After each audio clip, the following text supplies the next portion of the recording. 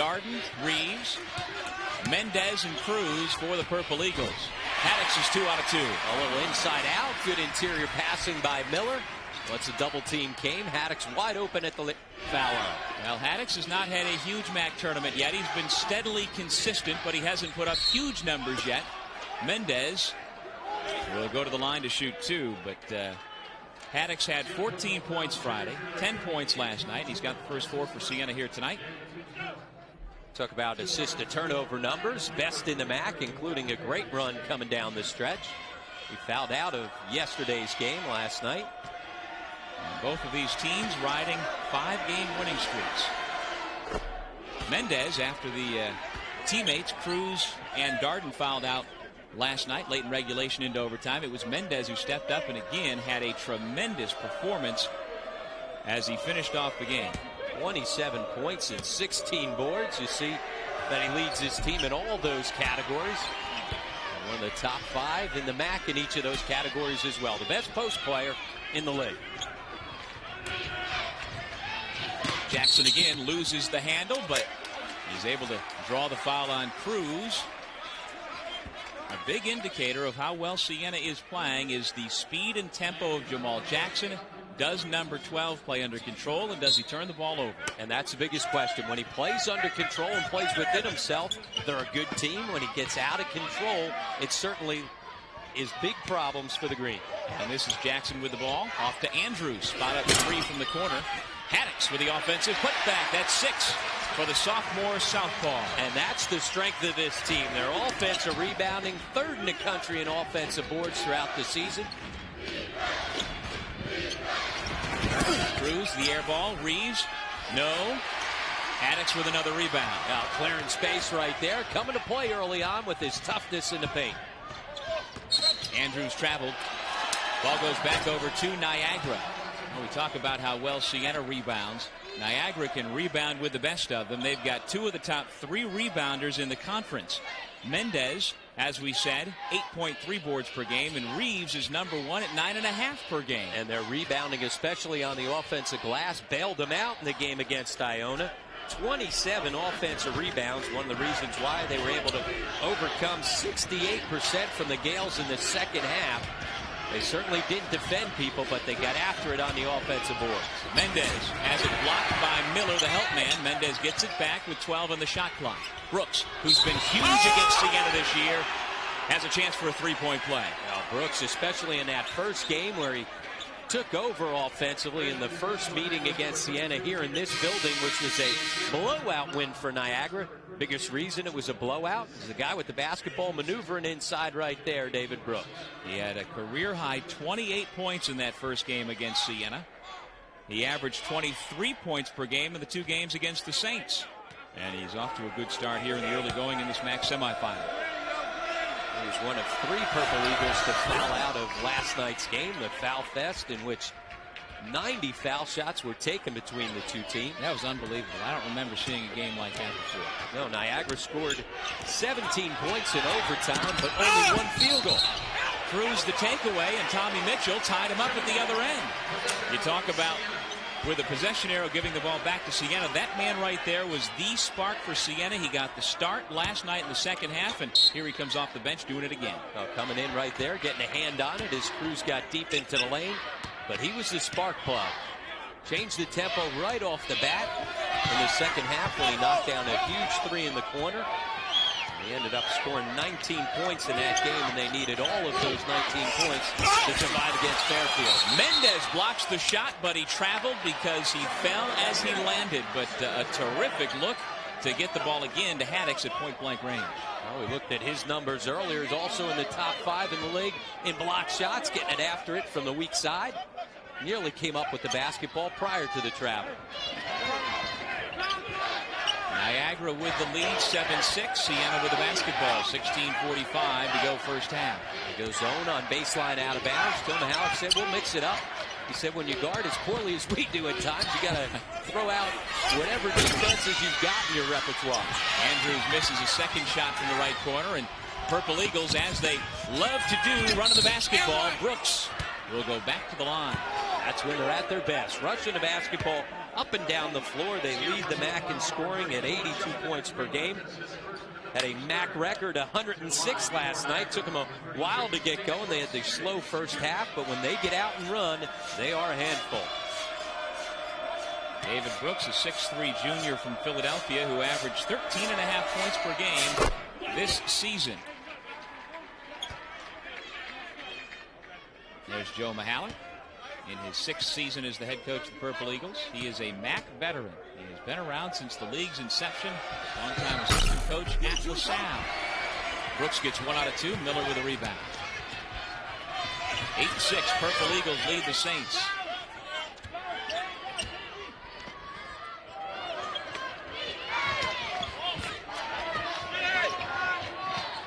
And it works the perimeter. Shot clock at 17.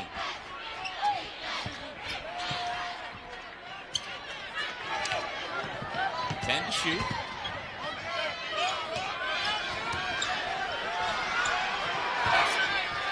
Jackson fires it up, and he hits with 1 on the shot clock. Well, every once in a while, things are going your way.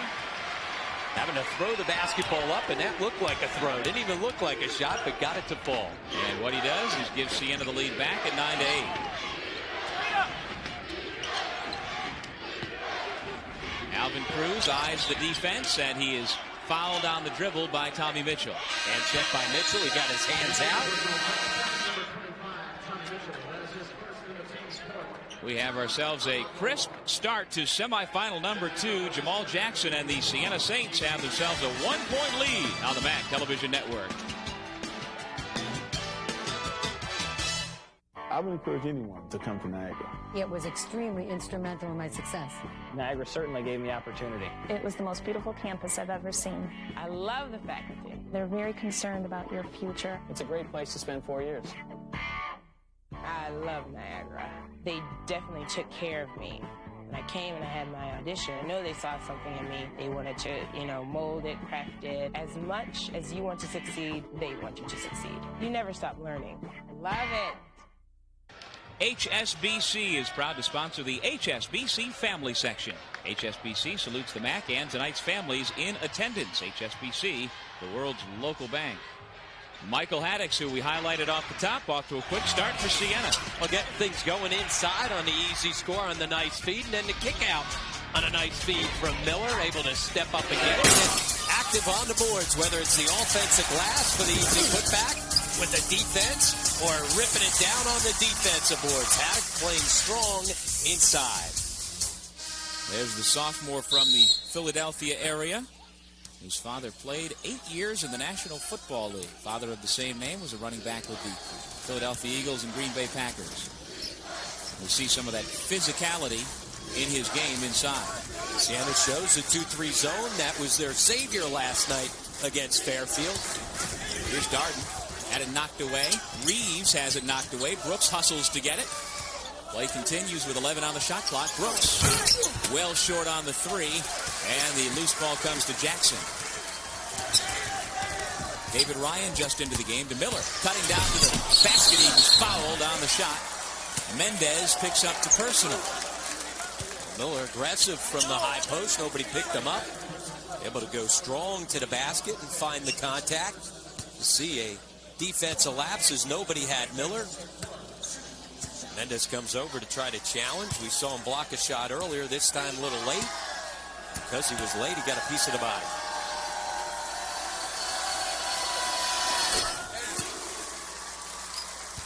Rob Lanier inherited Justin Miller when he took over the Siena program 3 years ago.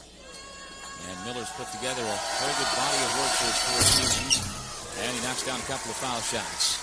Rob Lanier says he's exactly what I want my program to be. His toughness and his intensity that he brings each and every game. 11-8, Siena leads Niagara. Mendez kicks it back out. Darden mishandled the pass. Long pass right to the Siena bench. Purple Eagles turn it back over. Catch by Rob Jackson, the assistant coach over there on the sideline. The 2-3 zone as they take a look at the staff of Rob Lanier, including Rob Jackson with the quick hands. But the 2-3 zone last night changed the tempo and certainly was the savior for Siena. Two of the league's best athletes going head-to-head right there. Tommy Mitchell and Tremel Darden. And after committing the turnover, Darden commits the foul, his first, and the third against the Purple Eagles here in the first half.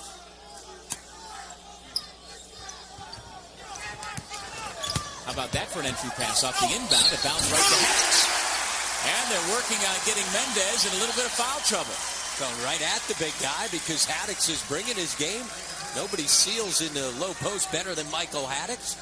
As you said, the unconventional post entry right from out of bounds. But credit Jamal Jackson with putting the basketball in the low post. Haddix already with 9 points, so after relatively quiet nights on Friday and Saturday, he's putting up some big numbers early here on Sunday night, and the Saints lead the Purple Eagles by 6. Reeves double team, stripped by Miller. Mitchell comes up with it. Now the second turnover forced by the 2-3 zone. They don't trap out of it, but they're able to double down and rake it out. David Ryan connects from the corner. He was a big factor last night. Had 7 points and 16 big minutes off the bench against Fairfield. Good outside shooter at 41%. Haddix comes out. Nice skip across, being aggressive, and Ryan never thought about it. Stepped right into that three. And now Haddix has been replaced by Brent Sneezik. Here's Alvin Cruz for 3. Unable to answer. Miller with the rebound. Rob Lanier said, we'll throw a little 2-3 at him and see how they react to it. Niagara has not reacted well to the 2-3 zone, and that's the smart play and better decisions with the basketball by Jackson. Here's Ryan, who just connected on his first try. Pick and roll to Miller. Kind of a ugly, disjointed set there. And Miller is called for the offensive foul. Mendez does a nice job of standing his ground. And just like that, Rob Lanier will get Haddix back into the game. Miller will go out after having picked up his second foul. Talking to Rob Lanier today, I asked him, is that the most zone you've played all season long? He said, without question. He said, we went to it because we were searching for something, and then we just did a good job in it, so we stayed with it. Cruz hits the 3. It's back to a 6-point game. Whistle blows to get the net back down from the rim. And now Niagara able to set up its full court pressure. Well, that defense that Siena used last night helped dig them out of a huge hole that they fell behind the Fairfield Stags early. Did think, though, they'd be able to stay with it for long stretches against Niagara because of their ability to stretch it out and spread it around from outside. That was a 2-point try by Jackson. 7 minutes into the game.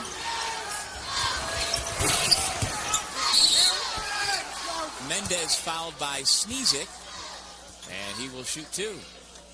A lot of those 16 rebounds in his last performance, Mendez against Iona, came on the offensive boards. And once again, nobody puts a body on him.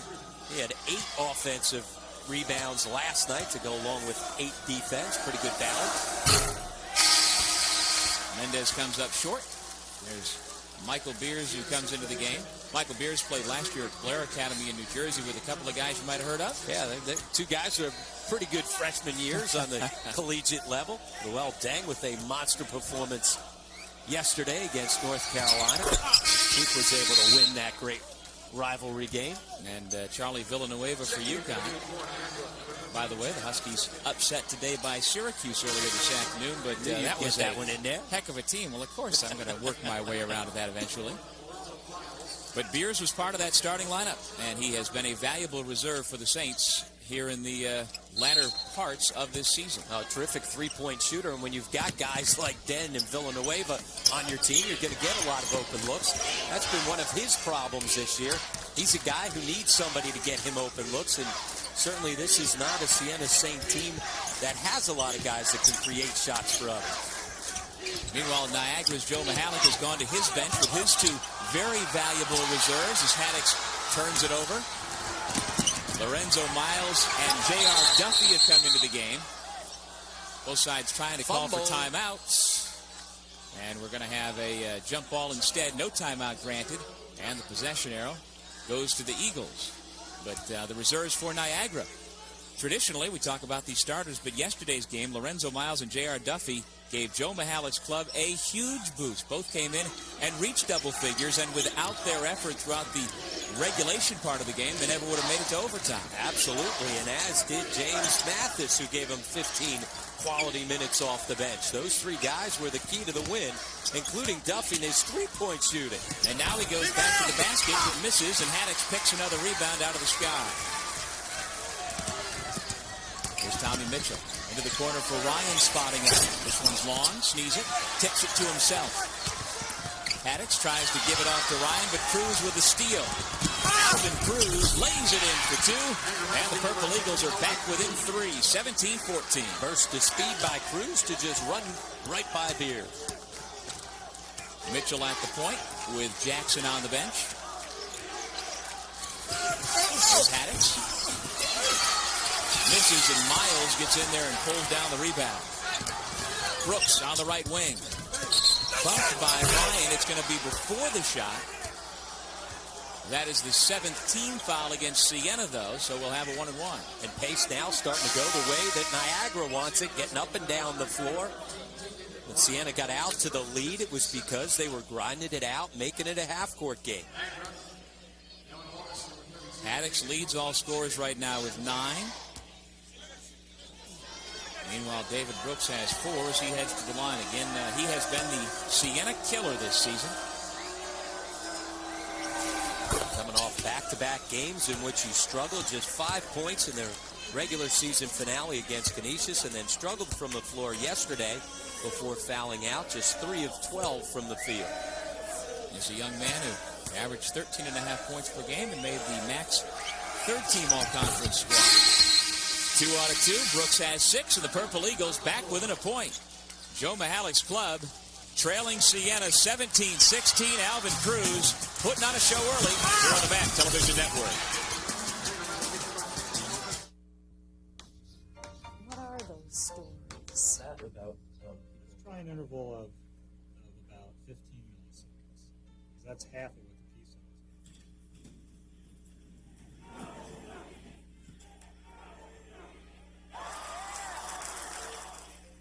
The aspects of the retreat, like you talked about friendship. Also about what that knowledge means for the human spirit. I know that students are concerned about it.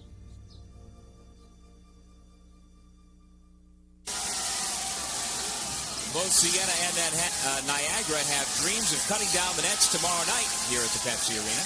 Earlier today here at the Pepsi, Stephanie Del Priore and the Marist Red Foxes got a chance to cut down the nets as the MAAC Women's Champions. Congratulations to the Red Foxes. And we have seen here in the nightcap with the men's games, the nets keep getting stuck up on the rim. The new nets are a little softer. A little longer, too. Yeah, right? usually they're more rigid, through. a little more stiff. But congratulations once again to the Marist Red Foxes for beating Canisius in a tight finish this afternoon here in Albany. Congratulations to Brian Georges in just his second year at the helm at Marist after a very successful high school career as the coach of Our Lady of Lourdes up in Poughkeepsie. Certainly knows about cutting down nets at the high school level, and now they get to cut them down at the college level as well. And as I said, both the Saints and the Purple Eagles are hoping to do the same tomorrow night. Standing in one of their way is the Manhattan Jaspers, who won tonight's first semifinal. Jackson, Jordan, Beers, Gary Holly, and Haddix on the floor with a shot clock down to 5. Here comes Beers. Fires it up off the dribble. Jackson rips down the rebound. Somehow that ball made it to Antoine Jordan. He misses. Reeves after the rebound, and a traveling violation as both he and Miles were holding the ball at the same time. Feet move, and the Saints catch a break. Well, Niagara's had success out of the zone defense. We saw Jamal Jackson toss one up at the end of the shot clock and get it to go. This time, once again, good initial defensive possession, but they don't finish it off with the rebound. Haddix misfires. Darden with the rebound. Here comes Alvin Cruz. He's got Duffy ahead of him. Instead finds the trailer Miles, who buries the jump shot. And when they finish the defensive possession with the rebound, it allows them to get out and start the fast break. You're going to run, you got to board it. Well, you can't help but look at Lorenzo Miles wearing number 1. And think of a couple of years ago, a guy named Darryl Green, who wore that same uniform, number 1, had some tremendous performances for Niagara right here in the MAAC tournament. These two teams have played some classics over the years. Miles hit a classic shot at the end of regulation to force the overtime as the freshman stepped up with ice water in his veins. Darden denies Jordan. What a block. Midway through the first half, Niagara with the lead in the basketball. Duffy, who hit some big threes yesterday, unable to hit on his first attempt here tonight. He hit 3 threes last night after just making 4 the entire season prior to the game against Iona. Meanwhile, Siena has gone cold for the last 4:15 until that long-range 3 by Michael Beers. And that's what Beers does best. He's been a non-factor in the 2 earlier games. Played just a combined 8 minutes in the first 2 rounds. 2-on-1. Jackson has Haddox. He goes to him. And the foul. And they're going to get an intentional foul on the hard foul from behind by J.R. Duffy. That could be a huge play. Jamal Jackson getting out and running. Haddox able to finish strong despite the hard foul. Again, Jackson making good decisions with the basketball, whether in the half court or in the full court. Joe Mahalik not happy with the call.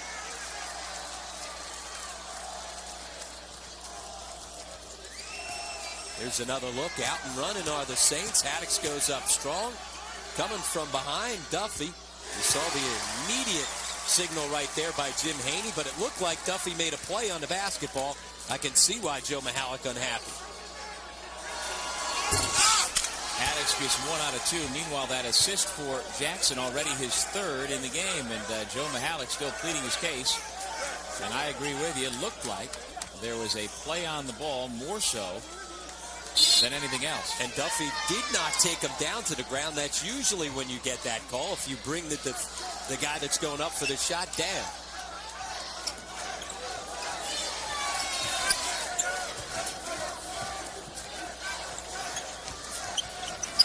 Siena's been stagnant against his zone defense. They've not been able to get into the gaps, and now Niagara matches straight out of it. Ollie sets the screen for Jackson out front. There's 10 on the shot clock. Beers, who just hit one a moment ago, misses badly on that one. Duffy the rebound, and here come the Purple Eagles. Cruz finds Darden. That miss allows him once again to get out and run. Jackson with the reach-in foul. And that'll be a 1-and-1. First on Jackson. See David Ryan replacing Gary Holly.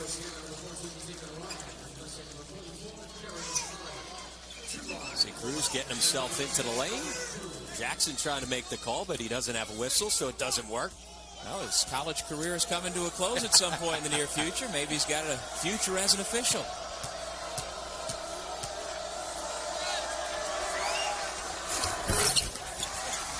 Duffy gets the offensive rebound. Down 5, Niagara with the ball. Here's Reeves, followed by Jackson, who picks up 2 quick ones. Reeves just flashing right into the center of that 2-3 zone, able to pound the basketball inside. Fairfield was able to put the basketball in the high post at will last night against that 2-3 zone, with Rob Thompson wandering in on the high post. And so James Mook Reeves, a 6'8", 250-pound senior from Rochester, hits the first. Now, it wasn't long ago that Reeves was 293 pounds, but he spent this past summer working very hard with a trainer from the Buffalo Bills and shed nearly 50 pounds and has himself in terrific shape. And that conditioning really paying off here coming down the stretch, and he's had 3 straight double-doubles, including 13 on the season. Once again, Niagara getting to the foul line just as they did yesterday, where they took 54 foul shot attempts. They get themselves to the line. Ryan kicks to Andrews.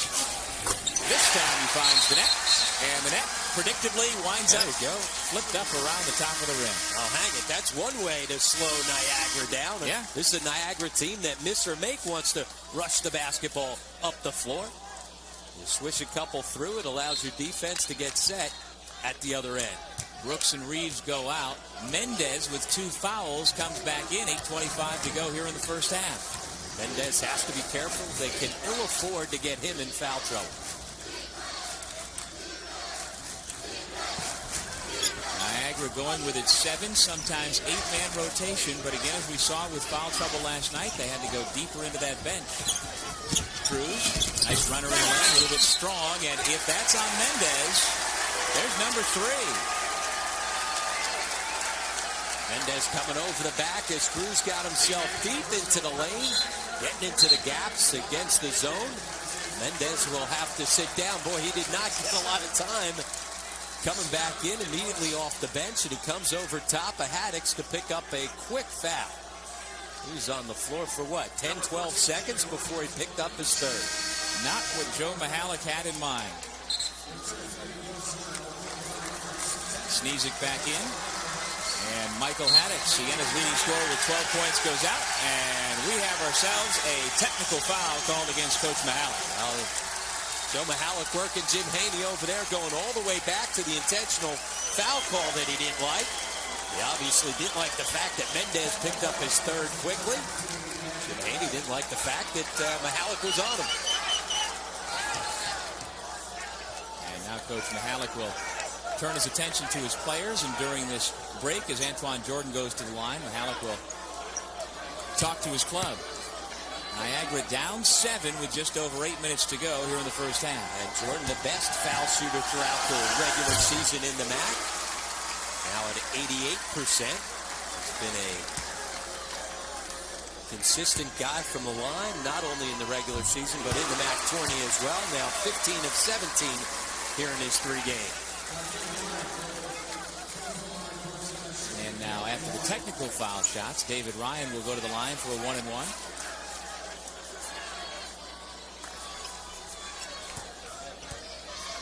Was he the person who was fouled by Mendez? Seems like it was like Haddix was the guy who was in there. So maybe Siena's pulled a fast one here. So they get Ryan to the line, who coming into the tournament was 6 out of 7 on the year. Haddix on the other side, just a 62% shooter. And so if indeed that's the case, the Saints with a little sleight of hand there. And they've got their lead to double figures, now up to 11. Clearly it looked like Haddix was the guy that got banged. Here's where Niagara, let's see if they can respond after Coach Mihalik gets teed up. Got to be able to execute against this zone. They've not gotten into gaps. Reeves to the corner. Here's Reeves again. Over Sneezik. Reeves tips it. Andrews tips it. Niagara basketball.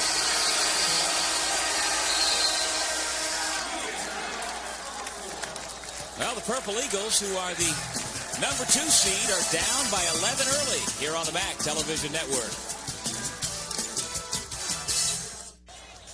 Oh, it's the zone defense of Siena right now giving Niagara problems, just as it gave Fairfield problems last night. The basketball into the paint. You see all the green jerseys there, able to force the kick out.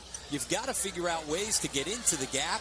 And right there, they pounded inside to Reeves. But again, the defensive pressure on the shooter. Finally unable to come up with the basketball, but it's been the 2-3 zone. This from a team that has played mostly man-to-man all season long. And Niagara, because of that, is only 5 of 16 from the floor tonight. Rob Lanier said he spent some time this summer with Jim Boeheim, and one of the things that he talked to Coach Boeheim about was their 2-3 zone. So he says we practice it every day in practice, but we certainly haven't used it in many game situations this year. Reeves can't get the roll. Darden can get the rebound, and he's tied up and fouled by Sneezik.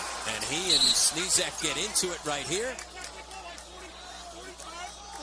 And Brent Sneezik has just picked up a technical foul. I believe so. He gave a push to Darden after they got tied up. And let's see as Jim Haney comes walking over here.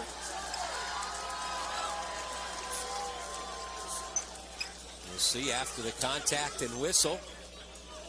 As Darden able to go up strong and gets hit there. And here's where Sneezik then with the push off. And he picks up a technical foul right there. Remember, a technical foul on a player is also a personal foul. And so that on Sneezik is his third already.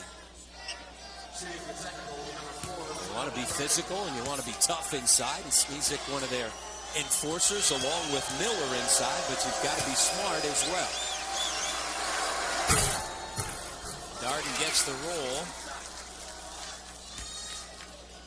Young man who recruited Niagara out of Las Vegas, not recruited. He sent dozens of videotapes out. And Joe Mihalik was the one who showed the most interest and said, we want to take a flyer on this young man, and it's worked out very well. See Stephen Seymour talking to Brent Sneezik as he comes over. And again, you want to be physical, you want to be strong, you want to be tough, but you've also got to be smart. Brooks replaces Duffy.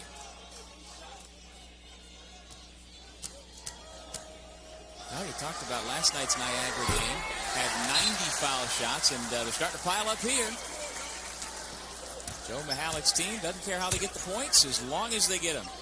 Right now, stuck 9, 30-21 Siena. Niagara with possession after the technical foul against Brent Sneezik.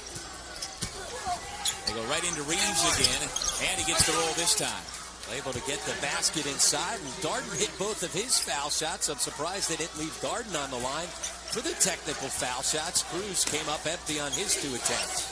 Remember, Mendez is a guy they usually send to the line to shoot technical foul shots, but he's on the bench with his 3 fouls. Mitchell, Jordan, Ryan, Haddix, and Andrews on the floor for the Saints, clad in green. Purple Eagles have Darden, Reeves, Brooks, Cruz, and Miles. Haddix had a tough time going up. It was blocked out of bounds, and Siena will have the ball underneath its own hoop with 7 seconds on the shot clock. A great post defense by Mook Reeves, able to hold his ground after Haddix was able to seal inside. Andrews, the trigger man, tries to find Ryan, but Cruz takes it away. He's got Darden trailing, finds Brooks for the easy 2. Well, he was able to veer out of the lane to create some space. Good patience out on the break by Cruz to get himself an angle for the feed. That was as pretty a fast break as you're going to see. They were spaced out beautifully, and they got the easy 2. And Cruz, a guy, as he brings the basketball up the floor, always has his head up trying to figure out what's going on. As he veers out, you see him look back, able to find Brooks on the easy score inside. Brooks came up hobbling a little bit as they headed back over to the huddle after the quick timeout by Siena. Well, the 11-point lead has been cut to 5 on that 6-0 run. And the technical foul against Sneezik in the middle of it. After Joe Mihalik earlier had a technical foul against him as Siena opened up that 11-point lead. And now off of the timeout, Purple Eagles showing pressure. Jackson back into the game will take over the point.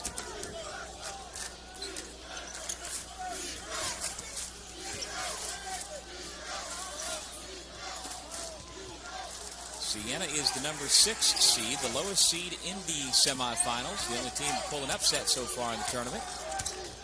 While Niagara is the number 2 seed, having gone 13-5 during MAAC play this season. Had a lot of near upsets, but you're right. The only team that stepped in as an underdog and was able to walk out with the win was Siena last night. Haddix has it rim out, and then a foul against David Ryan. Going for the rebound. That's his second. And more free throws coming up. And you see the life of Tremel Darden right now. As soon as he got fouled, sprinting down to the other line. We saw him come in after fouling out last night, and Joe Mihalik said, you know what? He thought that was the biggest play of the game. When Absolutely. Darden fouled out, he rushed down. Our camera's got a good look at it. He grabbed his guys and said, you know what? I'm a senior, and if you guys don't step up and make plays, I don't get to play again with you. And they certainly stepped up and did it. He was the guy that started the run, though. His 3, once they fell behind by 10 late in that second half, he got things going with the 3 and then a huge offensive rebound and putback. His energy really turned things around. Absolutely. And like you said, the shot of him sprinting back to his teammates to urge them on and implore them to pull out that game really was the picture of the night in that ball game. 5.5 minutes to go first half. Siena with the ball leading by 4. And Niagara making this run with Juan Mendez on the bench. with his 3 fouls, their leading scorer and second leading rebounder. David Ryan for 3. That snaps the 7-0 Niagara run. And once again, Ryan able to knock it down from beyond the three-point line. Had just 11 threes all season long, but he shoots it at a good percentage at 41%. And he gave Siena good minutes, 16 minutes in last night's win in the quarterfinals. 7 points, 3 rebounds, doing the same thing here tonight. Miles gets the roll, talking about big three-pointers last night. Huge 3 by Miles to send it into overtime as he stepped up. Just as he did right there on the good ball reversal. Better ball reversal against the zone. The quick pass gets the open look. It's back to a 4-point game. You see the shooting numbers fairly even. Jackson to Haddix on the post. Fade away from the right side off the mark. Mitchell doesn't get the roll, and over the back foul. Darden had good position. And he will trot to the other end to shoot 2. You got to convert those easy opportunities inside, as Tommy Mitchell did a good job tracking down the offensive rebound, but then instead of putting the basketball up against the backboard, tried to hit the floater in the lane.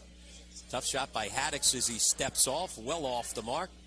Right there, Mitchell tries to float it up. That soft shot in there, one of the toughest in basketball. Put it on the glass and give it a chance. Foul number 1 against Michael Haddix, and Tramel Darden at the line for 2, a 74% foul shooter. Like you said, he had 21 points last night against Iona before fouling out. And has really been finishing his senior season with a flourish. Absolutely. His last 2 regular season games, 27 against Marist, 29 against Canisius. Was chosen to the second-team All-MAAC team, and you thought with the type of finish that he had to this season and getting his scoring numbers up to nearly 18 points per game, he might sneak on to the first team. 4 foul shots so far tonight for Darden for all of his points. It's back to a 3-point game. There's a little delayed pressure for Niagara. They like to go a little 2-2-1 and force you to take some time off the clock before you can set up at this end against their zone. James Mathis has come into the game for the first time for Niagara.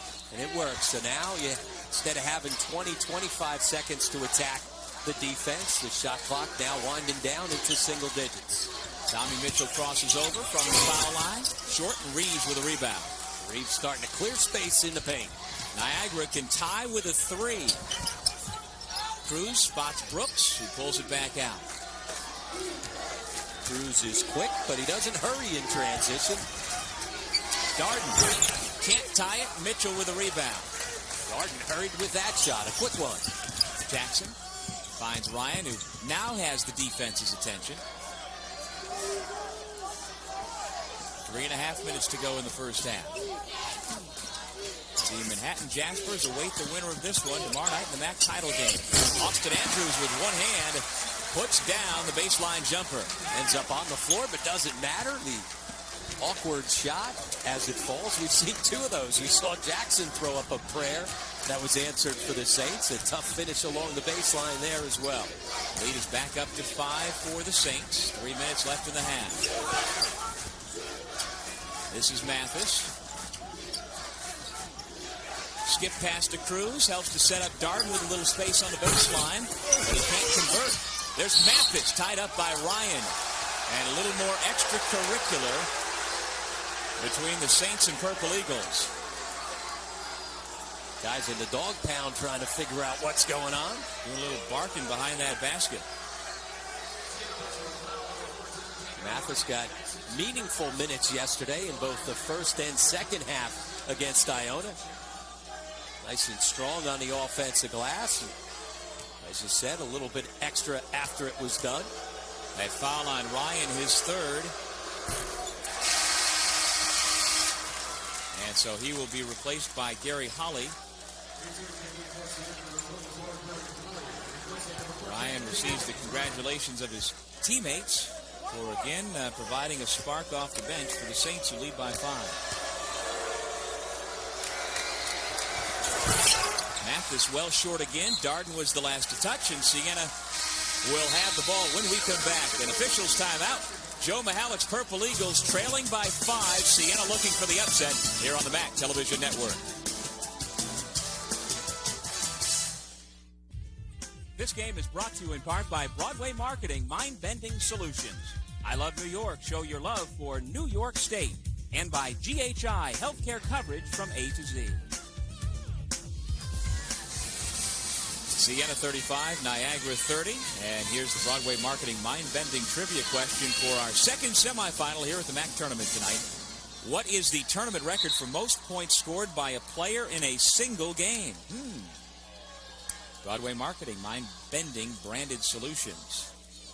We'll have that answer for you in just a bit. In the meantime, back to action here, and the Purple Eagles down 5, and a big part of the story has been the 3 fouls on Juan Mendez. He's only been able to play 8 minutes because of that, and he's taken just 1 shot. Along with Rob Kennedy, this is Doug Sherman at the Pepsi Arena in Albany, New York. The second of our 2 semifinals, and we're so glad you could join us here again for another late night of basketball. Siena, the home team. In fact, in theory, they are the road team as the lower seed. Shot clock down to 8. Here's Andrews with a deep 3. And the 3 ball's been a big factor so far for Siena. Now 6 of 11 for beyond the 3-point line. This from a team that doesn't shoot it all that well from beyond the arc on the season at just 32%. And I would say, as Jackson gets a hand on that ball, here come the Saints running. Jackson fouled by Cruz. But that last Andrews 3, I would say, is at least the 3rd time that Siena's gotten a shot that Joe Mihalik's got to scratch his head and say, the Jackson 3 at the end of the buzzer, this Andrews 3 at the buzzer, and also the Andrews runner a couple of possessions ago. A couple shots late in the shot clock. Good defense, though, out of the zone. Again, they don't do much out of the zone defense, but they just get their hands out, and they're active. They've been able to force turnovers despite the fact that they're not very aggressive in trapping out of that zone. And now Cruz will go out after having committed his 2nd foul. Lorenzo Miles comes back in. And Jamal Jackson, who missed badly on the first, gets another shot. He had gotten himself on a good foul shooting run at the end of the regular season, but he has not shot it well here in the tournament. Just a 51% shooter overall on the season. And you can see from those 2 foul shots, he is not feeling good at the line at the moment. No not comfort. Even close. No comfort. Haddix blocks Reeves. Niagara will keep possession on the baseline. No comfort inside against that defense because of Haddix's activity inside in the paint. He's played a terrific first half so far. His 12 points and coming up with block shots and rebounds inside. Making it tough for Reeves, making it tough for Reeves, who's only 1 out of 5 from the floor. Air ball by Brooks, but Darden finishes. Give him an assist. Darden right there to clean things up. The senior, he's been the guy every time so far in this tournament that Niagara's been sluggish and stuck in quicksand. He's made effort plays to try and get his team and his teammates out of it. Trying to find Haddix on the post. Quick release. It's Niagara basketball. And so the Purple Eagles, down 6, get it back. In spite of the fact that they've gotten very little production from their 2 big guys inside, Darden has helped to keep it close. 1 minute to go in the half. Here's Brooks. Back out front, the 3 ball off the mark. Reeves working the offensive glass, he puts it home. And that is a big-time offensive board and put back. Well, if you can't find a seam to get a shot against the zone, work on the glass and get yourself 2. Yeah, you got to rush the basketball up the floor and get some fast break points against the zone. Or get second shots. Good ball movement to find Holly, but he missed the jam. Here comes Darden. Right to the basket against a triple team, and he's fouled at the foul line. That's a big swing of momentum, and Rob Lanier just got teed up by Tommy Lopes as he's going crazy on the sideline. He thought Holly got fouled on the dunk. And that's our 3rd technical foul here in the first half. That one is one that I think Rob Lanier would like to get back. And so Tramel Darden, a 74% foul shooter, who's 4 out of 6, make it 5 out of 7 so far here tonight. Let's see if he hits this one, if they keep him on the line.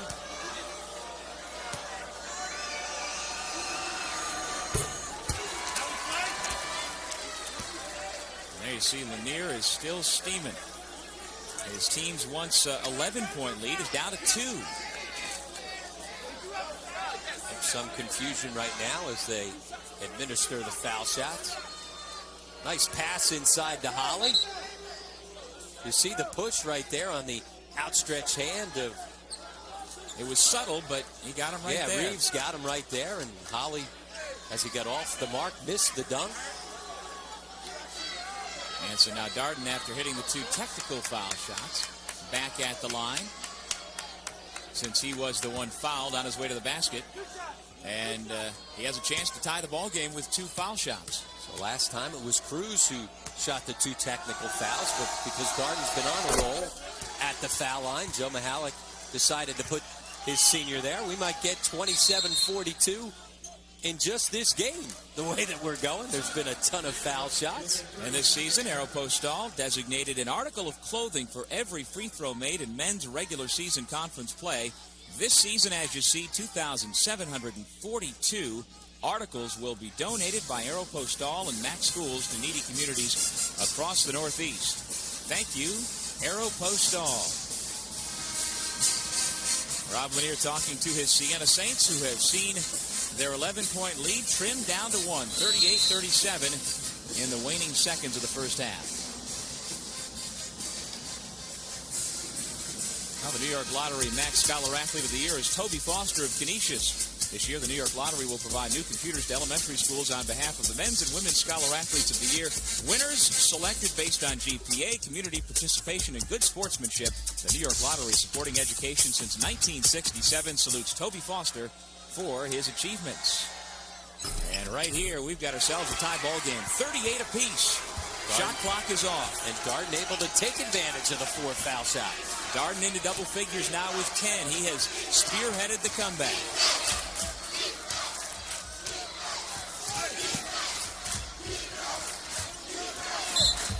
Timeout called by Rob Lanier with 14.3 seconds to go here before the half. 30-second timeout to diagram one last set before the break, and I would imagine that Mr. Haddix will be part of that. He has been the reason why they jumped out to that early lead. And a curious timeout right there. Siena's already used timeouts here in the first half, so it's no longer a use it or lose it situation. Plus, there was a stoppage in play to be able to get things set up at the other end. They may need this timeout later on. Mark that one down. All right, our MAAC Rookie of the Year brought to you by HSBC, the world's local bank. Shane Nichols of St. Peter's College, who averaged double figures. He registered 13 double-digit games and was Rookie of the Week 5 times in the Metro Atlantic Athletic Conference. Congratulations to Shane Nichols, the HSBC 2004 MAAC Rookie of the Year. 38 apiece off the timeout. Let's see what the Saints have diagrammed. Here's Haddix at the high post. Kicks to the corner. Andrews for 3. Short. Holly. This time he lays it home, and the Saints retake the lead. Doesn't worry about the dunk. Just gets the easy 2. Brooks was after the buzzer on the shot. It wouldn't have counted had it gone. And we've got ourselves a tight ball game. 40-38 at the intermission. Hasn't been pretty all the time, but at least they get the 2 points off of the timeout, although certainly it wasn't off the diagram. Just a good effort by Holly to come up with the easy 2 inside, and didn't worry about dunking this one after missing the one earlier. Missed the dunk, goes up there and says, I'll just lay it over the cylinder and take a 2-point lead into the locker room. 20 minutes left in this second semifinal. Siena by 2 on the MAAC Television Network.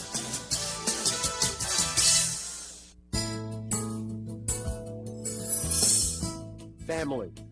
It's what the MAAC and Special Olympics are all about. Working together to overcome obstacles, braving new challenges, achieving goals, and exceeding expectations. The MAAC and Special Olympics, teammates promoting the true spirit of competition.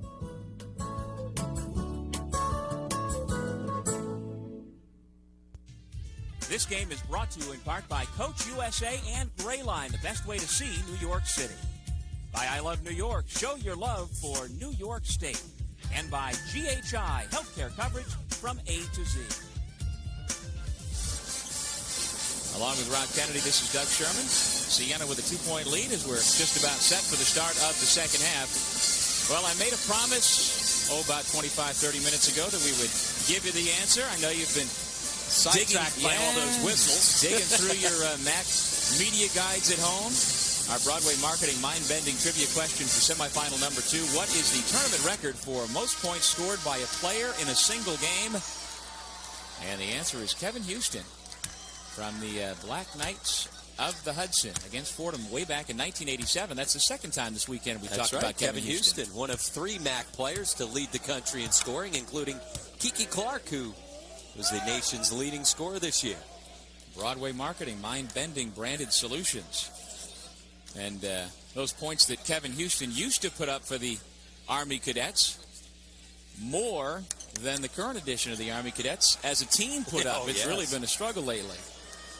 Well, you see, Siena, since the 2002 season, 7-1 record in MAAC tournament play. That includes 2 wins already here this weekend. And that's Rob Lanier's record as a head coach in MAAC tournament play. Joe Mihalik trying to figure out a way that he can get his team up and down in transition. Remember, they were sluggish in the first half yesterday against Iona in that game. They were down 11, had to rally and force overtime. Actually, down 11 with 6.5 minutes to go in regulation.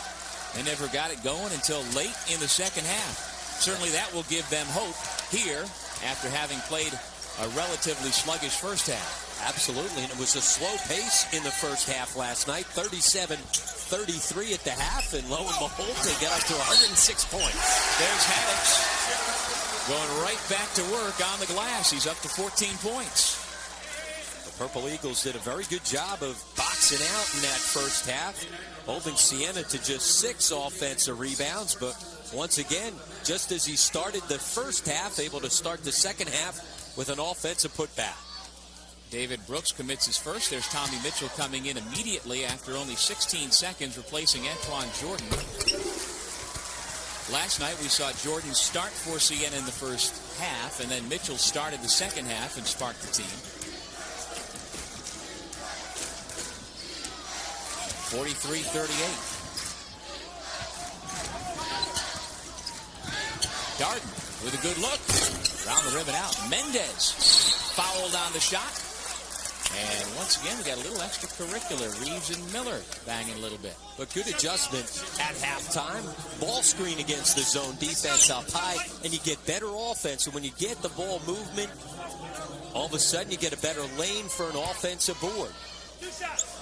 Niagara continues to do a good job inside on the backboards. As Mendez, as we said, you've got to play aggressive despite the 3 fouls. He was aggressive on that offensive rebound. That was foul number 2 on Haddix.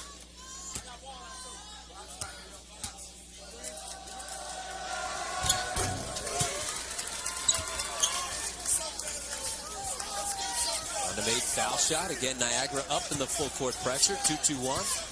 As much to slow things down, as well as to see if they can force you into a trap situation. Then they back into the zone.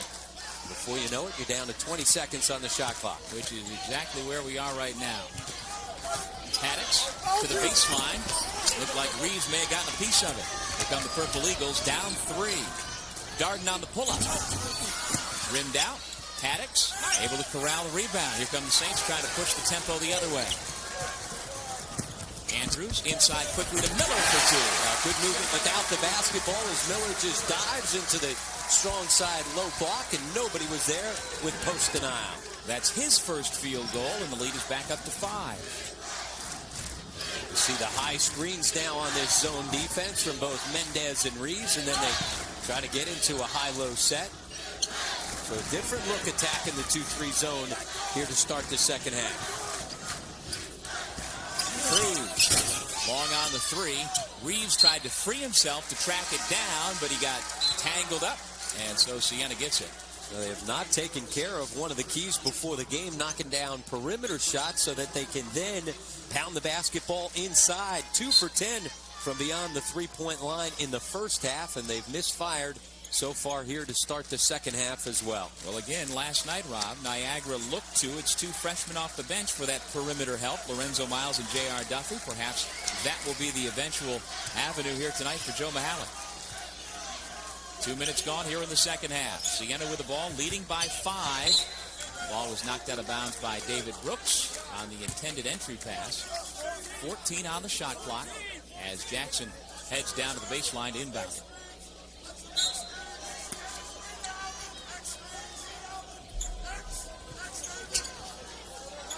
Jackson glances up, sees that the shot clock is down to 7. Tommy Mitchell going to be proactive into the paint. Leaner, no good. Mendez with a rebound. It came down awkwardly, but he seems to be all right. Here is Mendez trailing on the play. Nothing but net.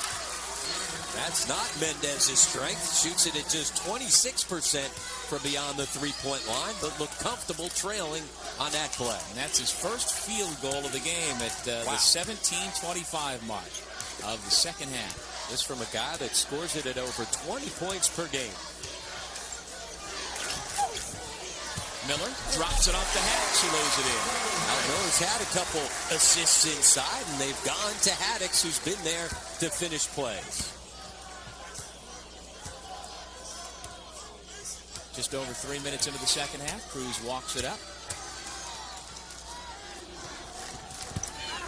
High post pass taken away by Mitchell. He saves off of Reeves. So Tommy Mitchell, much like last night, providing a little spark here early in the second half. And Reeves sloppy with his catch on the initial entry pass, and then also unable to make the catch on the save by Mitchell. And here is Mitchell. Out there with Jackson, Miller, Jordan, and Haddix. Niagara's got its starting and primary 5 on the floor. Jordan, long on the 3. And it's Reeves with the rebound. It's one way to beat the zone. Beat it up the floor by rushing it up in transition. Brooks hits the 3. And then by the time the zone is able to reverse and get back out to close to shooters, now it's too far of a run to get out and get a hand on the shooter. They've got to figure out a way to rush the basketball up the floor. With that 3, Reeves now has 11. And the lead is back down to 1. 47-46 Siena. Off the pick and roll, here comes Jordan. Leans in, and an offensive foul. Now, good solid defense right there by Mendez, who held his ground. And again, that's a risky proposition if you want Mendez to have the guts to stand there and take that charge. He's got 3 fouls. A 4th could have been crippling to Joe Mahalik's club. David Brooks, who has been a Siena killer all year long, coming up big here early in the second half as the Purple Eagles cut it to 1 on the MAAC Television Network. Early second half of our second MAAC semifinal. Siena with a 1-point lead over Niagara. On Friday, the MAAC Player of the Year was announced. Those are the 5 finalists, and the #1 star this year in the Metro Atlantic Athletic Conference for the second straight year, Luis Flores, the Pepsi Player of the Year. He averaged 24 points, 4 rebounds per game, 3rd in the country in scoring, and it was on display earlier tonight here at the Pepsi Arena as Flores went for 32 in the semis as Manhattan disposed of St. Peter's and carved out a spot in tomorrow night's 9 o'clock MAAC title game. Well, not only was he the Player of the Year last year, he was also the tournament MVP, and certainly making a claim for a double dip once again this season with a fine performance in the semifinal. Well, having a double bye into the semis, you only get 2 games to work on your resume, but he's so good he's able to do it in 2 games and get the MVP vote. Brooks trying to make it 2 in a row. Reeves knocked it out of bounds, and Siena gets it back. Brooks tapping his own chest, looking over at the bench saying that was a bad one on me. Little bit quick on the release on that deep 3. Jackson guarded by Darden. Mendez thought about the trap. Better idea to get himself back into the paint. Last thing you want is to pick up a cheap foul up front. Miller's wraparound pass finds Sneezik for 2. And because Mendez got involved with the basketball out here at half court, he never got himself back in on the back line of the zone defense. They never got themselves set. And Sneezik capitalizes with his first 2 points. 49-46. Reeves answers at the other end, cuts it back to a 1-point game. And a terrific post feed by Darden. That basketball traveled a long way, but right on the money with the bounce pass inside. Well, we'll see how the Niagara veterans, who have been down this road before, react here in the second half. They've been down since the early part of the game. Sneezik strong to the basket. And a blocking foul against Mendez, and that's number 4. And Mendez late coming over. Good defense. He just got there late as Sneezik able to get himself inside as he was aggressive going to the goal. Going to see the defense rotation as Mendez gets over late. Sneezik going strong to the goal. And certainly that is a huge factor, even though Mendez has been relatively quiet here this evening with just 8 points, 5 of those in the second half. Foul trouble in the first half with those 3 fouls limited his minutes. And immediately upon that foul being called, Joe Mihalik was yelling to the rest, 53, not 43. He was trying to get it on James Reeves, but he couldn't change anybody's mind, so Luis Villafane has to come into the game, and number 43, Juan Mendez, goes out with that 4th foul. So Luis Villafane, a 6'10 senior from Puerto Rico, comes into the game, and in this his senior season, he's not seen a lot of minutes. Had 1 start on senior night and hasn't been off the bench much since those first couple of minutes against Canisius. And statistically, that's a tough trade. Villafane averages less than 1 point per game. Darden with the putback. He's the guy that continues to make all the hustle and effort plays every time. It looks like their team and guys have their head down. He's there to pick everybody up. And he's given the Purple Eagles the lead, 50-49. 14-10 to go second half. And remember, Niagara made their initial run to get back in the game in the first half when Mendez went to the bench with his 3rd foul.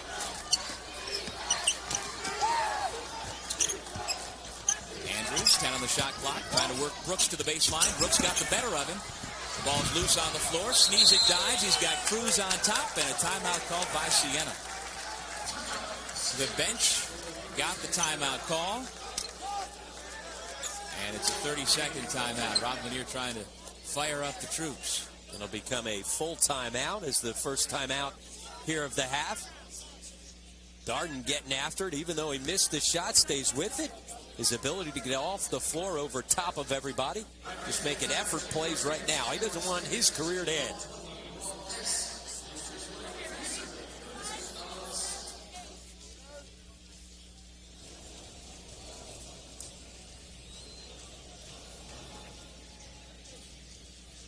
Here's a look at the next MAAC telecast. It's on ESPN2 tomorrow night. And the primetime crew from Big Monday will be in town. Sean McDonough, Dave Billis, and Bill Raftery will be here to call the action. Rob Kennedy and myself happy to pass off the baton for tomorrow night's big title game. Manhattan's already there, and the winner of this one will take on the Jaspers. This check of the upcoming MAAC telecast brought to you by JetBlue Airways. It's not the only way to fly, but it should be. A little primetime basketball for the MAAC. Absolutely. And it's the start of championship week as ESPN gets to, if not all, pretty much all, of the tournament title games and give you a chance to see the East Tennessee states of the world. Absolutely. Started early yesterday morning as championship week got underway, and it's a great opportunity to see some of the mid-major and low-major conferences that you really don't get to see throughout the year. Chance to see the Liberty Flames. Yep. Jerry Falwell's school. Win. Absolutely. Continues all the way through next weekend, and by next Sunday night we get Selection Sunday, and everybody will know exactly who will be dancing and where. With the shot clock at 1, Tommy Mitchell connects. And that's got to be at least the 3rd time tonight that Siena has thrown in a circus shot at the shot clock buzzer. You know, when shots like that start falling, you got to figure maybe you got a little magic on your side. Brooks able to answer right back to retie the game at 52 apiece. So Brooks, who's been struggling the last couple games, given a much-needed scoring with Mendez in trouble. Mitchell trying to make it 2 in a row. Well, the shot clock wasn't winding down. Nonetheless, the result's the same. Well, once again, you get yourself on a little bit of a flow. Things are going right. Stepping up with some confidence to knock down the three. Just as he did last night in the second half to turn the game around against Fairfield. Brooks, nice look inside. Reeves lays it in. Now, great feed by Brooks. He drew the defensive attention and then dumped it inside for Reeves, who will deliver when you get him the basketball inside. And you can see there, Brooks is so much bigger than the two Siena guards. Yep. Jackson and Mitchell just bounced off his shoulders, and he kept going to the basket.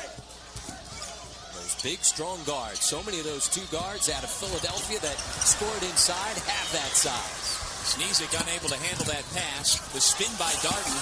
Unable to get it to fall. There's Reeves and one. James Mook Reeves with consecutive layups to give his Purple Eagles the lead once again. Well, the big guy getting it done. How about the effort? You talked about shedding all that weight. That's where it really comes in play. Making the trip up the floor. How about the athleticism of Darden? And there comes Mook Reeves at the end of the run up the floor to finish it off. Coming out of your screen and getting after it on the offensive boards. Certainly Niagara doing the job, out-rebounding Siena so far. Well, Reeves, because of his size as a freshman, was a five-man. Now he can play the three spot. I mean, that's how versatile he has become. He's gone from being exclusively a post player and a five to being able to get on the perimeter. Yeah, he's not afraid to step it out to beyond the three-point line as he trails, and so effective in the high-low with Mendez, even though now it's a little different with Mendez sitting down. Miller at the high post. Off-balance shot. Haddix out of bounds as he tried to corral it. 12:08 to go, and the Purple Eagles up two. Get the basketball back. Now Siena matching straight up. Back to the man-to-man. 12 minutes left in regulation. Cruz guarded by Jackson out near midcourt. Well, they got a lot done with their 2-3 zone, but now going straight man, and Niagara able to convert right off the bat.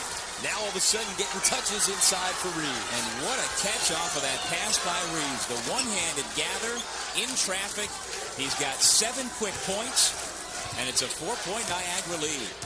Here's Jamal Jackson, and stripped away by Reeves, and here comes Darden. Siena's got two men back. Darden with the leaner around the rim and out, middle of the rebound.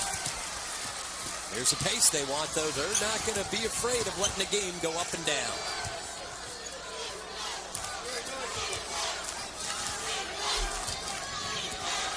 Jackson gets a double screen. Bounce into Haddix, who had it knocked away by Reeves again. The quick hands of the big fella, James Reeves. And he's gotten his hands on a couple of basketballs here in the last few minutes. Niagara has picked it up. We head to break with Siena trailing by 4. Tommy Mitchell, the junior captain from Texas, trying to keep the Saints in it. We'll be back with more MAAC basketball after this. Niagara has taken the lead 59-55, and you can credit that to James Mook Reeves, now with 14 points, 7 points in the last minute and a half. Well, Mendez went to the bench. He was able to step up and make effort plays as well as scoring it inside, getting it off the offensive glass, and also making a terrific catch on this feed inside. You're going to see his reaction after the basket goes in. He's got his team fired up. You have to step up and make plays when all of a sudden you got one of your star players on the bench, and Reeves has been there to give his team energy. Meanwhile, at the other end of the floor, he's had 2 strips in the last couple of minutes.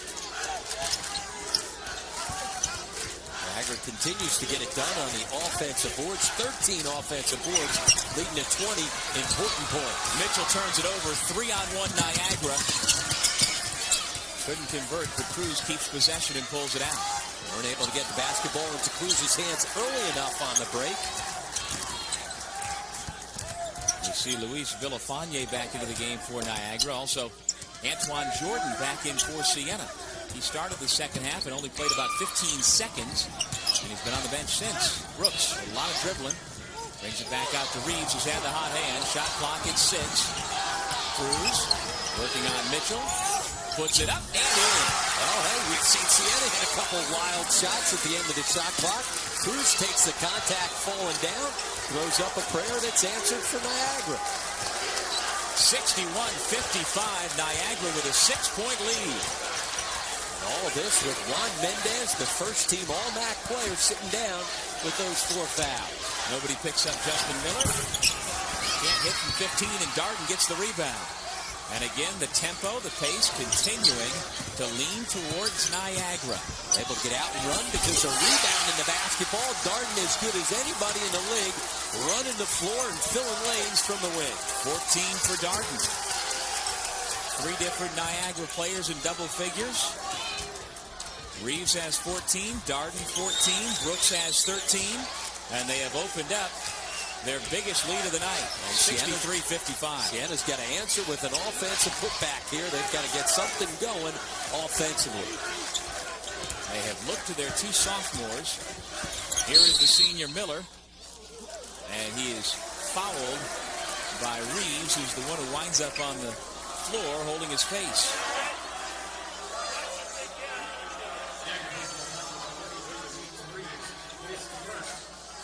Shot clock winding down. Cruz gets himself into the paint, takes the body, ends up on the floor, but he'll take the 2 shots.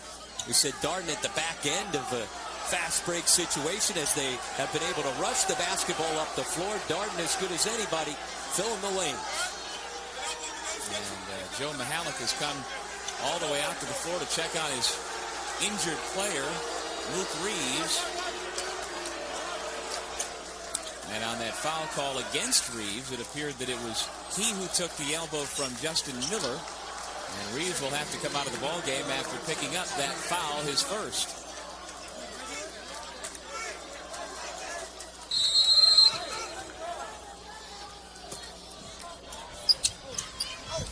Mitchell gets it into Jordan.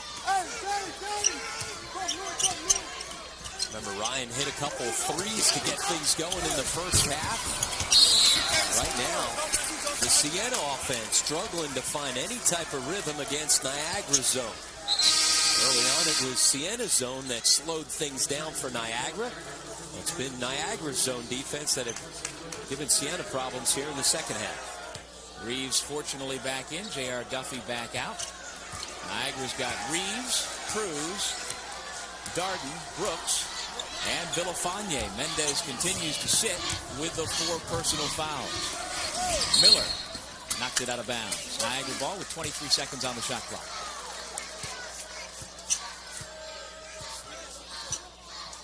Niagara seems to be a lot more comfortable here in the second half after they solved the zone defense, and then as soon as Siena's gone man, they've been able to execute basically at will in a half court. Siena's not gotten stops out of their man-to-man. Brooks watched by Jordan. Shot clock down to 11. Brooks still with the dribble, working from one baseline to the next, and he is fouled on his drive to the basket. Haddix picks up the blocking foul. That's number 3 on Haddix. Just the 4th team foul against Siena. Haven't had too many fouls here in the second half called. The Purple Eagles called for just 3. And you see he was riding him with a hip check. And so now Niagara, with that 8-point lead, will take a little time. Darden uses the screen. Got it knocked away by Dave Ryan. 2-on-1, Mitchell fouled by Cruz on the reach-in foul. And nice job of sportsmanship by Cruz to, while he was complaining to the official, make sure to go over and get Tommy Mitchell and give him a hand up. Mitchell would have had numbers had he taken the basketball out to the left side and created a 2-on-1. Instead, by staying in the middle, there's no separation between he and Ryan. Off the inbound, Jordan misses the 3, and Reeves able to keep his balance. Nice job to keep that pivot toe glued to the floor. Didn't have a pivot foot, had a pivot toe. Bad shot selection, though, by Jordan. A quick shot from deep, 23 feet with the guy hanging on him. You got to make sure that you keep your composure and get good shots. Reeves leans in, but it's going to be waved off. He's called for the offensive foul. Well, Luke Reeves has been aggressive, especially here in the second half. Maybe a little too aggressive as he charges in. Solid defense by Miller, who holds his ground. Well, I don't know about that one. Now, while I think that's the correct call, I think that should be called more often. In that, when players with the ball initiate the contact, which it appeared on that one, it was. I wish it was called more frequently. What's that verticality rule? Here's Jordan. It's been a long dry spell for Siena at the offensive end. You see 5.5 minutes since the last bucket. And they're not getting into any gaps against the zone defense. Ryan, who hit threes over top of the zone in the first half, steps up and hits another three. His third three of the game. Let's see if they can build a little momentum. Ryan into double figures now with 11 off the Siena bench. Back to a 5-point game. Here's Reeves again, banging inside with Miller, and this time the foul goes against Miller. And those guys have been banging all game long. And we can say for 4 years they've been banging down in the post. Yeah, neither one of those guys is going to back down. They both fight for position inside. They both body up defensively. And that is his third foul. And that brings us to our timeout. We'll take a break. Joe Mihalik's Purple Eagles have themselves a 5-point lead, although David Ryan trying to keep the Saints close. We'll be back with more MAAC basketball after this. Niagara with a 5-point lead, 7:20 left to go in our second MAAC semifinal here tonight at the Pepsi Arena. And it's time for tonight's game summary brought to you by Pontiac, the official performance machines of the NCAA, and that trio of Mendez, Reeves, and Darden doing work on the offensive glass. On the offensive glass, those second chance points mounting up at 20. The other big difference, foul shooting. Niagara with 29 trips to the line to just 14 for Siena. The thing that's keeping Siena in the game is their three-point shooting. After that last three by Ryan, now 9 for 17 from beyond the three-point line. They're going to need some more of those threes over top of the zone to make up this 5-point deficit.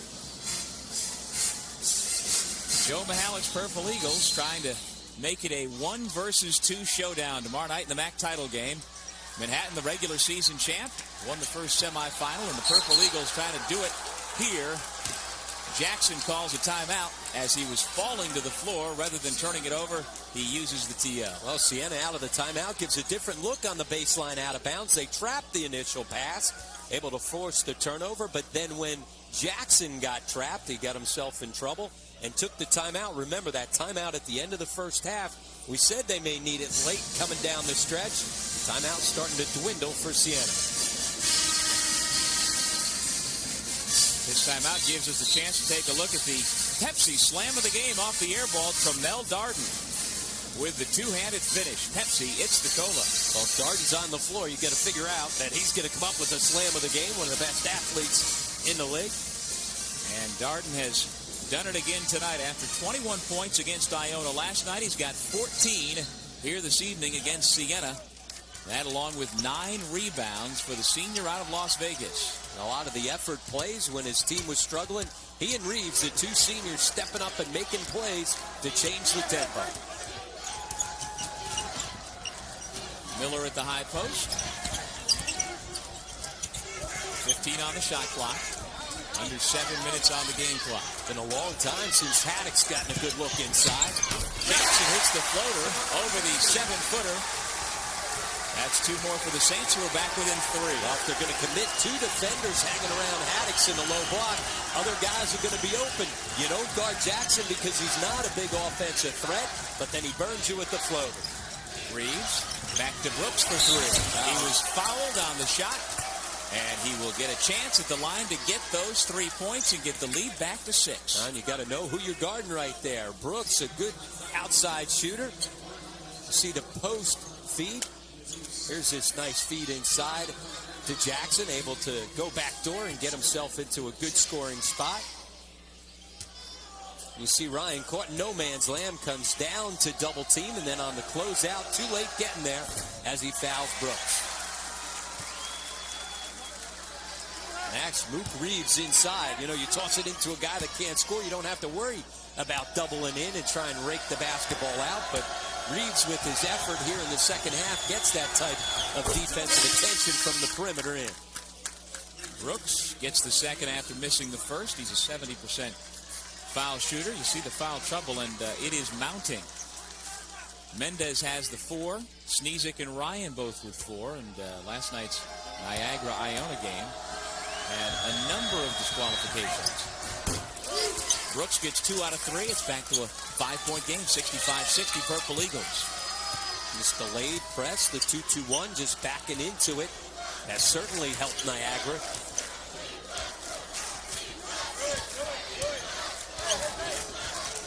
In this run for the Purple Eagles started when Mendez went out. Backdoor pass to Jordan. Tapped the basket and one. Now Jordan, we saw Jackson go backdoor. This time Jordan able to get himself going towards the basket. Defensive rotation late by Reeves coming over. Better ball movement last couple possessions against the zone. Move without the basket. Ball, 2 backdoor cuts, and 2 finishes along the baseline. Foul number 3 on Reeves. And Jordan completes the three-point play. It's back to a 2-point ball game. 65-63 Niagara with a spot in tomorrow's MAAC title game on the line. And I can say tomorrow for just a matter of seconds because it's about to be midnight. Nice feed inside as Brooks got into the lane. A lot different, though, when you're dropping the basketball off to Villafane as opposed to the likes of Reeves or Mendez. And so Villafane will go to the line for 2. And this is something he is not familiar with this year. Heading to the line. But he does a nice job of protecting the ball well enough to get up and draw the foul. Yeah, exactly. Gets the ball out in front of him, so he can't get it blocked. Instead, goes to the line for 2. And you can see why. Not very familiar. Doesn't get there very often. And rather than having Mendez, the 5th best free throw shooter in the conference at the line in that position, it's Villafane. Villafane. First time Villafane's been to the line this year. He's 1 out of 2. Certainly not the first time the Purple Eagles have been to the line here this weekend. No, certainly not, as they continue to march to the line. Siena down 3 with the ball. 5:46 to go second half. Now decision time starts to creep in for Joe Mihalik. At what point in time do you bring Mendez back into the game with those 4 fouls? Although in reality, as well as the Purple Eagles have played, you don't feel that pressure to get him back in quickly. Now, if Siena makes a run, though, we'll get him right back into it. Reeves clears the rebound off the Haddock's miss.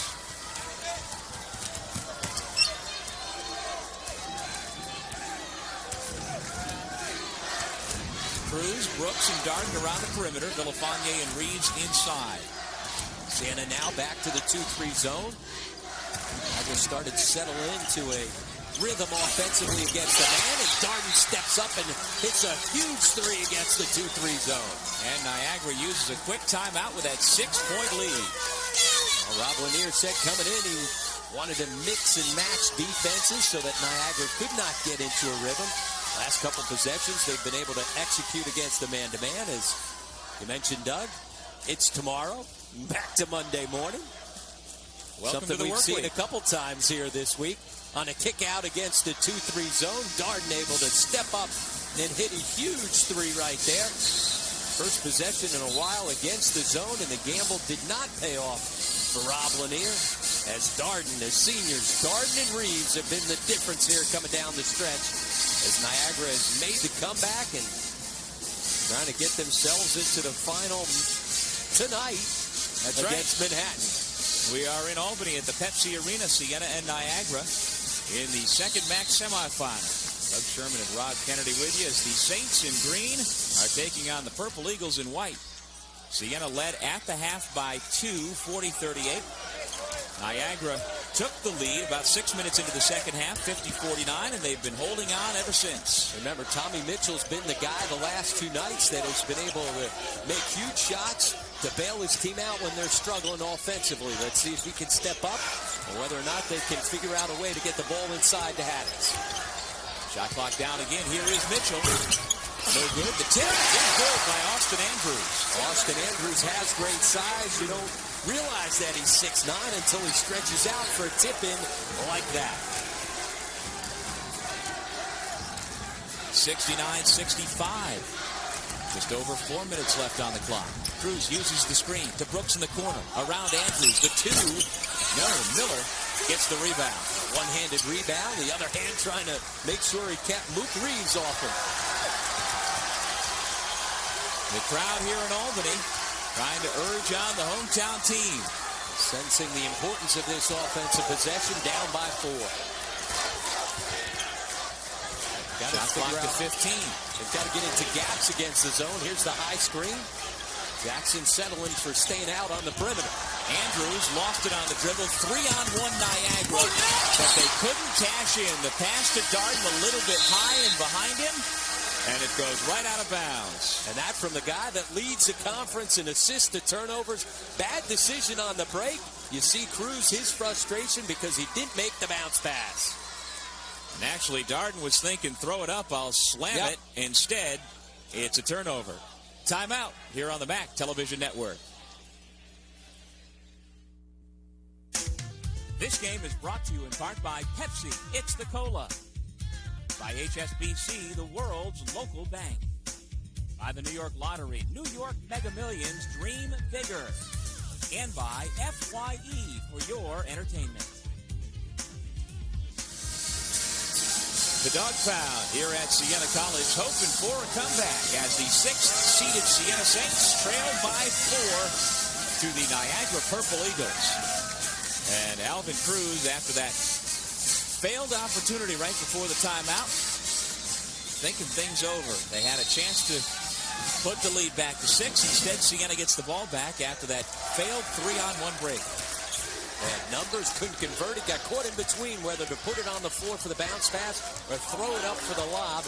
Either one of those would have been the better choice. Yeah, you had one of the best finishers in the league running with you. Dave Ryan short. Haddock gets tied up by Cruz, and he is whistled for the foul, his 4th. Ryan, the guy trying to make plays, and why not? He's given him a huge spark off the bench here tonight. Well above his season average. But it's Haddock's going back to his bread and butter, getting after it on the offensive glass. And that was the 7th Niagara foul here in the second half, and so Haddox gets a 1-and-1. He's a 62% foul shooter. That's a part of his game he's going to have to continue to work on because he's going to get fouled a ton. Speaking of fouls, they continue to mount. We've got 5 players with 4 fouls. Next one, and you sit down. We saw how that was such a huge factor in the Niagara-Iona game when Jenkins and Bruin fouled out. The crowd now starting to step up, see if they can't give the Saints some help on this defensive possession. Niagara's lead is back down to 2, and Juan Mendez is back into the game for the Purple Eagles. So the starting 5 are in there. There's Mendez, fouled by Haddox, and that's his 4th. Well, if he's in there, get him the basketball. Why not? The best offensive post player in the MAAC, able to step up. Flashed into the middle of the zone defense, and that's been the soft spot. If you're active and moving without the basketball and flash into the middle of the zone, they'll find you. And so Mendez at 82% at the line. He is 5 out of 6 tonight. Now 6 out of 7. There you see foul number 4 on Haddox, who has been the offensive catalyst for the Saints. He has 19 points. It's back to a 4-point game. Mendez doing his work at the line. He's got 10 points and only 1 field goal. That was a 3-pointer. And the other 7 points coming from the stripe.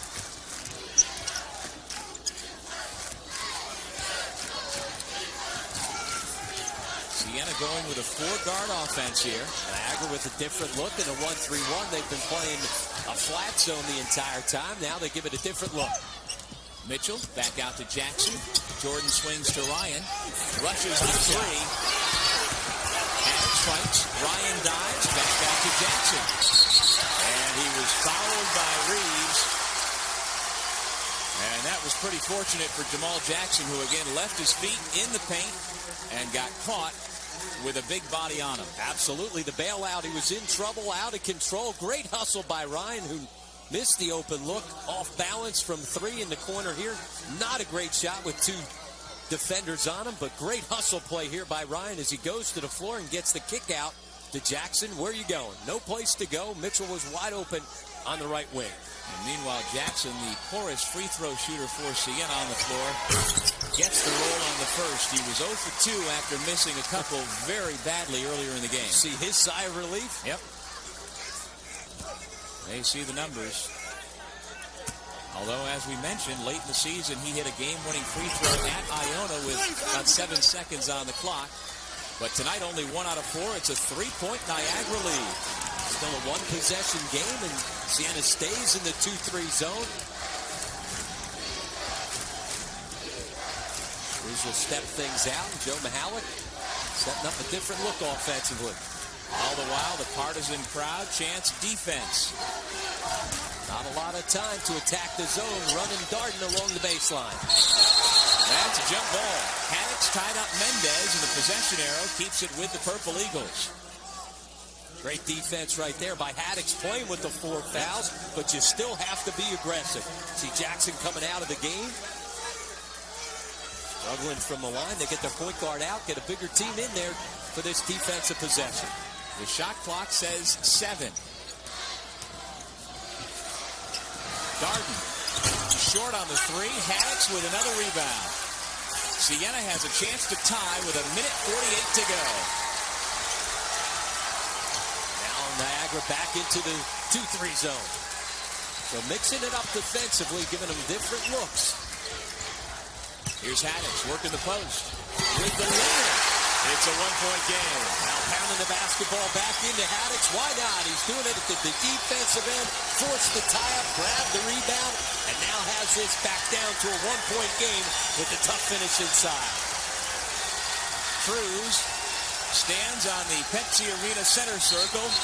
And now we've got a timeout called by Niagara. Good timeout there by Joe Mihalik. Crowd getting back into it. His team with the basketball backed out.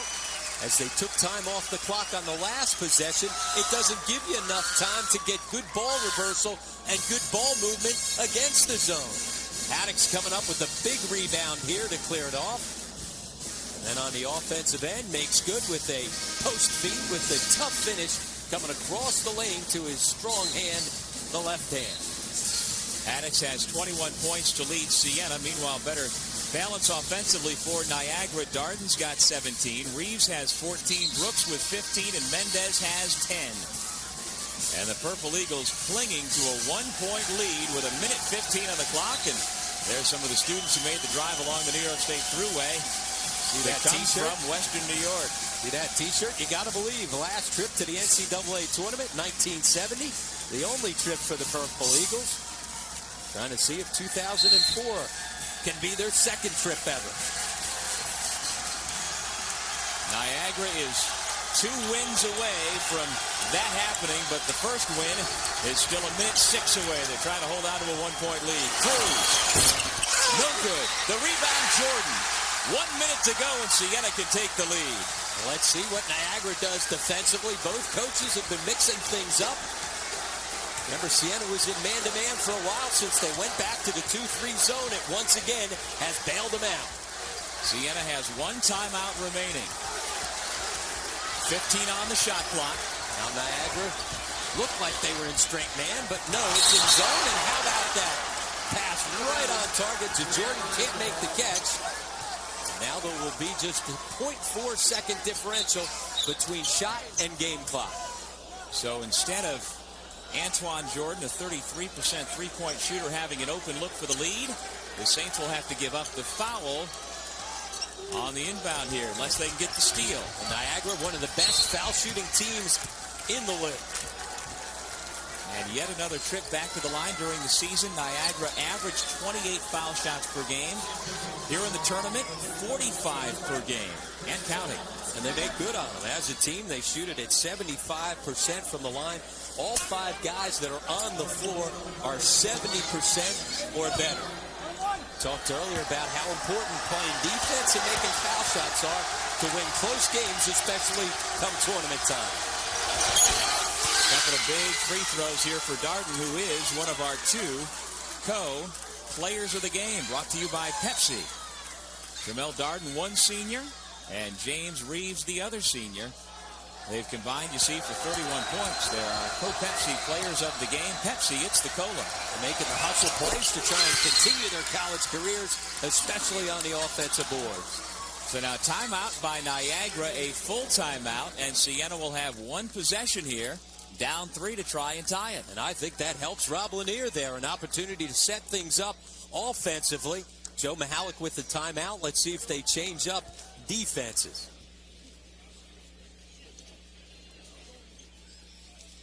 Well, 2 years ago, these two teams were in the championship game. Siena again the underdog, but Dwayne Archibald led the Saints into the NCAA tournament. They pulled off the upset that night. They're trying to do it again here tonight in the semifinals, but right now down 3 with possession of the basketball. That was the first time in MAAC history that a team was able to win 4 straight games to get through the out bracket all the way to the NCAA. This copyrighted telecast of the Metro Atlantic Athletic Conference may not be retransmitted, reproduced, or rebroadcast without the express written consent of the MAAC and MAAC Properties, a division of Host Communications. All right, 33.8, down by 3. Still plenty of time to go get the 2 inside. Remember, Siena with 1 timeout still remaining. And that timeout allowed Rob Lanier plenty of time to set everything up with time and score situation for how they were going to attack. Do you automatically look for Haddix inside here? Or do you go back to Jordan and try to get him another look after he dropped that pass? Well, Jordan's a guy that can create plays with the basketball in his hands, but if you can get it inside to Haddix, go take the quick 2 and then get yourself to the timeout. There you see each team with 1 timeout remaining each. And Joe Mihalik took the timeout to change defenses. They're back to straight man. Mitchell, Andrews, Ryan. Here's Jordan with the runner. The tip by Ryan, no. Mendez gets the big rebound. Up ahead to Darden. Well, they couldn't get up the foul, and Darden's able to send it home. One of our Cove Pepsi players of the game, Tremel Darden, with a huge breakaway dunk, and the lead is back to 5. Juan Mendez, who sat most of the second half with foul trouble, comes up with a huge rebound and kick out. Jordan got a good look in the lane. The defensive pressure by Mook Reeves. Ryan nearly got the tap, and then Siena just simply stopped playing. Right there, you got to give up the immediate quick foul, not allow the outlet pass as Darden lets change it. That's our slam of the game. And if they've got a chance to go dancing like those guys at the end of the bench, that's a huge play to keep those hopes alive. And you're right. While the Saints stopped, the Purple Eagles kept playing, namely Mendez and Darden. Plenty of time left. Give up the foul right there and take your chances. You can't allow them to get an easy leak out for a quick 2 at the other side. Now, if you're Siena, you got to start thinking 3-point shots. You're not going to come back from a 5-point deficit without knocking down some threes. At the intermission, Siena had a 2-point lead, 40-38. That was after having opened up an 11-point lead early, but the Purple Eagles were steadfast in their resolve to come back. They took the lead early in the second half, and they have been able to barely hold the Saints at bay. They have been within 1 or 2 possessions for the better part of the last 10 minutes, but the Purple Eagles have not relinquished that lead. And this has pretty much been the script all tournament long. Close calls. 7 out of 8 games have come down undecided into the last media timeout, but more times than not, the better seeded team has come away with the win, and unless Siena can make a miracle comeback here, that's going to be the case once again. Here goes Mitchell right to the basket, gets the 2, 10 seconds to go. Even though it's a 2-possession game with the way Niagara shoots foul shots, I'm not so sure you go for the quick 2. Here's the inbounds to Darden, the immediate foul. 7/10 of a second went off the clock. Because now your only hope is that Darden misses both foul shots. Remember, you're in the double bonus. So you take the quick 2, Rob Lanier's team, but now all of a sudden you're hoping against hope that Darden clangs both off. At least if you hit the 3, you give yourself the opportunity that if he misses 1, you still keep your hopes alive. With that foul, Jordan has fouled out, and so that's why both coaches are able to huddle up for a few seconds here. And the odds of Tremel Darden clanging 2 are not good. He's a 74% foul shooter. As we said, a senior, cool under pressure, 8 for 10 so far tonight. And there's wishful thinking from one of the Siena fans here hoping for a couple of bricks. That's the key, a couple of them. You've got to get 2 bricks here to keep yourself alive. Beers now checks into the game, and when you're talking about 3-point shooting, he's obviously one of the best for Siena. He and Ryan, and also, even though Mitchell's numbers have not been there all season long, he has been knocking down a couple big ones here come tournament time. Haddix is the only non-3-point shooter for Siena on the floor. Well, you got to keep him on the floor to make sure that you rebound the basketball to start off with. Absolutely. Remember, Siena with no timeouts left. They're just going to have to hope and wing it. Darden to shoot 2. He can ice it here.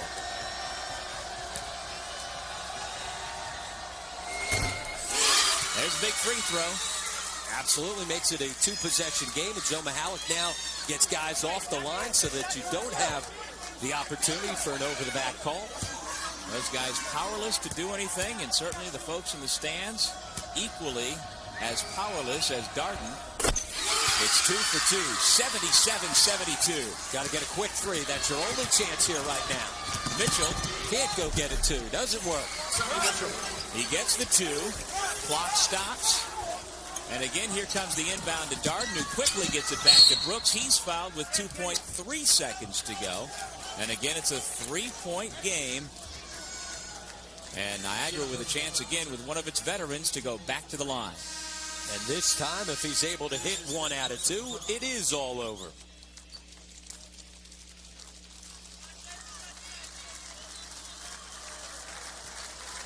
We have another foul out. David Ryan committed his 5th. And so again, the opportunity for both teams to set up strategy for the final 2.3 seconds. Well, it gives Rob Lanier the opportunity to set something up if Brooks is able to miss both foul shots. But really, you lose one of your 3-point shooters. And again, if he misses the second foul shot, it's going to have to be a half-court heave anyway. There's no setting up off of grabbing a defensive rebound. You just wing it. Get it and go, and literally try to wing it in. Justin Miller checks back into the game. He is one of the seniors on this Siena team that is Joe close Mahalik to. could still laugh. You got to like the smile there. Yep. He'll only laugh if Brooks is able to make one of these 2 foul shots coming up. No laughing matter if he misses both. Purple Eagles with a 20-8 record, trying to win their 6th straight ball game. Best year they've had since 1993.